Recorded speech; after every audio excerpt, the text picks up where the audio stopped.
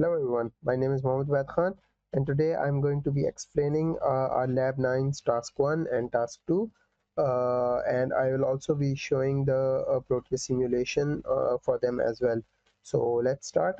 First of all, we have our Task 1 here. It says design a system such that in which an LED is set to turn on but as soon as an external interrupt is generated, it exits the main program, turns on the second LED, and then comes back to the main program. Uh, so let's see the code here. So this is the code for our lab 9 task 1. First of all, we just simply define our CPU speed here, the oscillation speed. It is of 16 megahertz. Then we include our library for our AVR input output operations, which we use like this DDRC, making it input and output and displaying the output. Then we have our interrupt library here. It basically just enables us to use the interrupts there, to enable the interrupts to use them. And then we have our delay library here. What it does is simply let us use the delay function in there. Then we have our main function here, and in this main function, first of all, we are making our port 0 as output. So we are going to connect our LEDs here to show to just turn on the first LED, and then when the interrupt is triggered, it moves on to the other one, then comes back to the first LED. And then we are making our port D as our input. What this means is because port D has the inputs made in it, it was how the at Mega 2560 was designed. So what it simply means is that interrupt 0 is present on port D, so we are setting that as input, and we are going to check that. Then here we are just simply pulling up the input of our pin 0 at port D. So at pin 0 we have our interrupt 0, which we will be using in this code, and we are just making it a high by default. So it is high, and when we press the button it goes to low, and then it switches the LED. Then we have our enable interrupt mask here. It is basically just enabling our interrupt 0 here. The interrupt 0 will be enabled by this function. Then we are just setting up our mode here. It will be on the rising edge of the clock. When the pulse will move from low to high, this will just check the interrupt at that point and see if the interrupt has been triggered or not. Then we have our SCI function. Then we have our set external interrupt function here. What it basically does, it enables all the global interrupts, and using this we use our interrupt service register and interrupt service routine, and then we just what this function basically does is it tells what the processor should do when interrupt is triggered. So let's move on to our Proteus here. So I'm going to run the simulation here.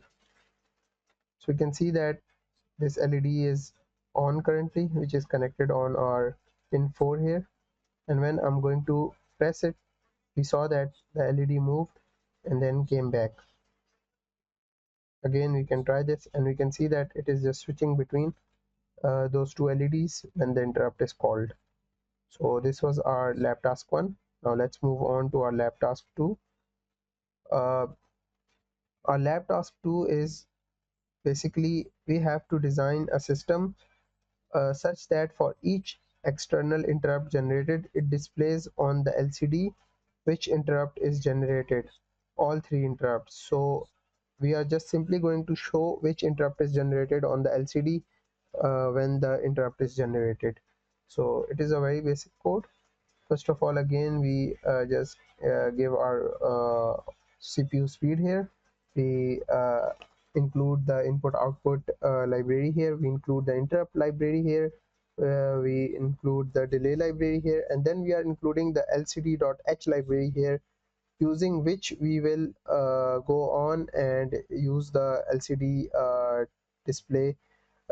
Basically what this has in it, this file, it has the LCD configuration in it, the pins and ports where we will be connecting our LCD to. We added this by right clicking on our project file and then going to add, going to existing item and adding that library from there. Then we have our main function here. In here we are making our port A as output. So in this port A, we will be connecting our LCD data pins here, and we will be displaying our data through that. And then we have our LCD control pins connected to our DDR-C here, our port C here. We are making that as our output as well.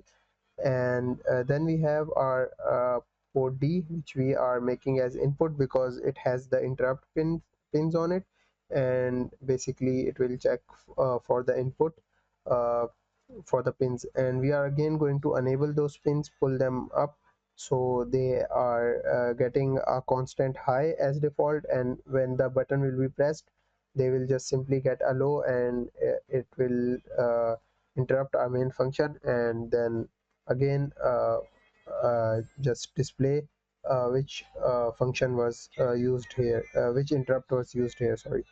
So let's move on. We are just simply basically setting up our LCD here, turning it on, clearing it if there was anything on it. Afterwards we are just enabling, pulling up our inputs there so they are getting high, all of them, and then we can just simply go on and uh, connect some buttons to it, and then when we will turn those buttons off, it will get a zero and it will be interrupted. Then we have this function here. This is the external interrupt control register here, EICRA, and we are just simply again setting up the modes that the interrupt will be done on the rising edge of the clock, and only then it will be registered. And then again we have our external interrupt mask here, and it will just simply enable all these interrupts here, and these interrupts will be enabled and they will be constantly on the check for to check that if there has been an interrupt or not. And then we are enabling our global interrupts here like I explained before. Then we move on. We have three interrupt service routines here, and basically what it will do is by checking which one of the interrupts has been called, it will just basically go to that function and just simply print that that interrupts name on the LCD here. So we are just again clearing the LCD, setting the cursor there, and then displaying this string on the LCD, and then uh, just giving a simple delay of 200 milliseconds here. This one is done for interrupt 0, this one is done for interrupt 1, this one is done for interrupt 2, and this is basically our code here. And now let's move on to the Proteus simulation. Just turn it on, off, and again turn it on here. So right now we can't see anything on the screen, of course, because we cleared it. Now let's check. This one is for the interrupt 0, and we can see that it is showing that interrupt 0 was clicked there. Now let's move on to our interrupt 1. You can see that it changed to interrupt 1, meaning there was an interrupt done. Now let's move on to interrupt 2. You can see that it's displaying the interrupt 2. So this is working very well, and this was our lab tasks for today. Thank you for watching the video.